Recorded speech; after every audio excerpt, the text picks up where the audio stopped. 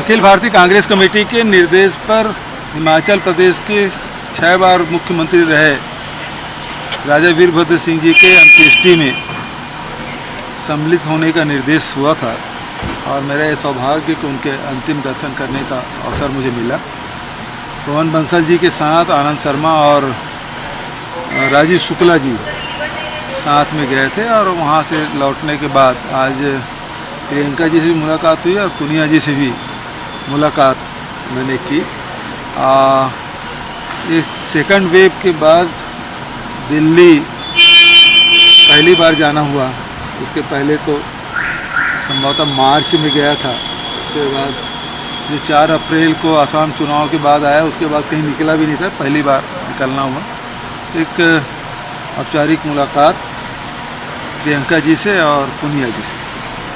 निगम मंडल को लेकर के भी चर्चा करीब हो गई है। अब वो जल्दी वक्त कब आएगा? अब वो जब वहाँ से आदेश आ जाए तो जारी कर दें। इस संबंध में बातचीत हुई क्या? पुनिया जी से बहुत सारी बातों विषय में बात हुई और छत्तीसगढ़ के राजनीति के बारे में और यहाँ के कार्यक्रमों के बारे में, शासकीय कार्यक्रमों के बारे में भी जानकारी और निगम मंडल के बारे में भी चर्चा हुई। बीजेपी के राष्ट्रीय पदाधिकारी लगातार आ रहे हैं, बीजेपी के राष्ट्रीय पदाधिकारी लगातार आ रहे हैं और हर बार राज्य सरकार से कह रहे हैं, कभी आर्थिक सरकार की कभी सरकार कह रहे हैं, कभी दलित विरोधी सरकार कह रहे हैं। आखिर ऐसे आरोपों से कैसे बचाएंगे आप? इसी में ही वैक्सीनेशन को लेकर के आज एक बयान उनके द्वारा भी जारी किया गया और कहा गया कि सरकार यदि केंद्र से तालमेल नहीं बना पाती है तो सरकार रिकवरी हो चुकी है, वैक्सीन उपलब्ध नहीं हो पा रही है। देखिए, इनकी आदत है कि अपनी जो गलतियां हैं दूसरों पे मढ़ दें। इसका ताज़ा उदाहरण अभी केंद्रीय मंत्रिमंडल का फेरबदल। वैक्सीन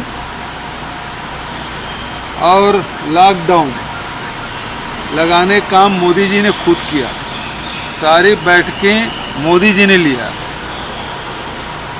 टीका उत्सव मनाने का निर्देश भी मोदी जी का ही था। 25% राज्यों को, 25% प्राइवेट को, 50% केंद्र को देने का फैसला भी मोदी जी का ही था।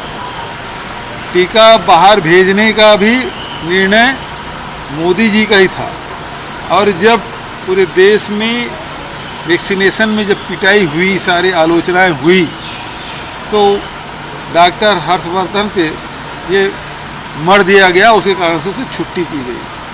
दरअसल मोदी जी का कोई भी कार्यक्रम सफल नहीं हुआ, चाहे वो नोटबंदी की बात करें, चाहे जीएसटी की बात करें, चाहे लॉकडाउन की बात करें, चाहे टीकाकरण की बात करें, चाहे कृषि नीति की बात करें।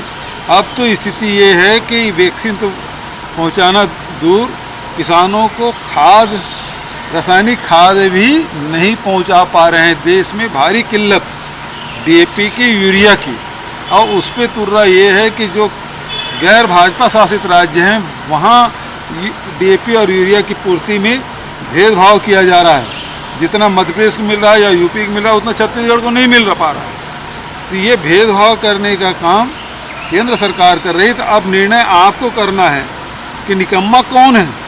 आपने जितना वैक्सीन दिया हमने लगा लिया। छत्तीसगढ़ में 87 लाख से ज़्यादा वैक्सीन हमने लगा लिया प्रथम डोज के। दूसरे डोज भी 17 लाख हमारा 17 लाख वैक्सीन लगा चुके हैं। 1 करोड़ से अधिक वैक्सीन हम लगा चुके हैं। अब आप देंगे ही नहीं वैक्सीन तो हम लगाएंगे किसको? मध्य प्रदेश जैसे नकली या गुजरात जैसे नकली तो नहीं लगा सकते। जैसे वहाँ रेमडेसिविर नकली हो रहा है, वैक्सीनेशन भी नकली हो रहा है, फिर कॉकटेल भी हो रहा है यूपी में। वो काम तो आप वैक्सीन दीजिए, हम नहीं लगाएंगे तब हम पे दोष मढ़िए। तो भारतीय जनता पार्टी के नेता खुद तय कर लें। अब वो अपने नेता को तो कुछ बोल नहीं सकते क्योंकि उनकी आदत पड़ी हुई है। वो नेहरू जी का आलोचना करते हैं, सारे समस्याओं के लिए उससे दोषी ठहराते हैं। वर्तमान जो प्रधानमंत्री से सवाल नहीं कर सकते क्योंकि वो फिर देशद्रोह कहलाएगा। तो भारतीय जनता पार्टी की जो मानसिकता है वो स्पष्ट है, वो अपने नेता से बात भी नहीं कर पाते। और यही कारण है आज स्थिति क्या, छत्तीसगढ़ में इसके 11 में से 9 सांसद, एक भी लायक नहीं निकला कि मंत्रिमंडल में लिया जाए। हर बार छत्तीसगढ़ भारतीय जनता पार्टी को सांसद देते हैं, लेकिन मंत्रिमंडल में स्थान क्या है? तो निकम्मे कौन लोग हैं? वो लोग केंद्र में बैठे हुए लोग, यहाँ के लोग। एक सवाल ये सीएम साहब कि जब भी आप दिल्ली जाते हैं, आज भी आप 10 जनपद से बाहर आए तो आपको इस सवाल का जवाब देना पड़ा कि जब देश नेतृत्व कहेगा हट जाएगा। आज बाबा भी साथ में हैं आपके, ये कब तक ये सवाल जवाब चलता रहेगा? जब तक कि आप लोग सवाल पूछते रहेंगे तब तक हम जवाब देते रहेंगे, उसमें क्या है? और जवाब वही है, आज भी जवाब वही है। हाईकमान के कहने से ये जिम्मेदारी मिली है, हाईकमान कहेंगे हट जाएंगे, उसमें क्या बात है? तो हर किसी भी व्यक्ति को पार्टी के अंदर जिसको जो जिम्मेदारी दी जा रही है उसको वो निर्वहन कर रहा है। अब ये सवाल बार बार मीडिया के द्वारा उठाया जाता है, बार बार वही जवाब आएगा। अब 2 धन 2 4 ही होगा, चाहे 1 बार पूछो, 10 बार पूछो, लाख बार, करोड़, अरबों खरबों बार पूछो, तो 2 धन 2 बराबर 4 ही होगा।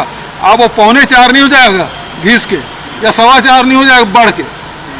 तो ये उत्तर वही है, जितने बार पूछेंगे हम वही उत्तर देंगे। Thank you. चलिए